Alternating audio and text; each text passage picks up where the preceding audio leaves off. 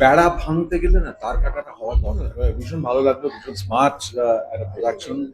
আর ভীষণ জি5 এর নতুন সিরিজ তারকাটার স্পেশাল স্ক্রিনিং এ এসে বাস্তব জীবনে নিজে কতটা তারকাটা জানালেন অভিনেতা সুদীপ মুখোপাধ্যায়। ভীষণ ভালো লাগলো, ভীষণ স্মার্ট একটা প্রোডাকশন। আর ভীষণ স্মার্ট স্ক্রিপ্ট, ভীষণ ইন্টারেস্টিং গল্প। আমি 3টে এপিসোড দেখতে পেয়েছি, কারণ 3টে এপিসোড আজকে এখানে রিলিজ করা হয়েছে। এবং আমি এই 3টে দেখার পরে আবার মনে হচ্ছে যে কেন পুরোটা দেখতে পেলাম না। একদম এবং শিল্পীদের মনে হয় একটু তারকাটা হতে হয় না, নয়তো মনে হয় অফকোর্স, অফকোর্স। না, একটু একটু একটু মানে আহ, কি বলবো, বেড়া ভাঙতে গেলে না তার কাটাটা হওয়া দরকার। যারা তার কাটা নয় তারা ভয় পায়, একটু তার কাটা না হলে ওই ভয়টা কাটে না। মানে আমি শুধু শিল্পের ক্ষেত্রে বলছি না, যে কোনো কাজের ক্ষেত্রে।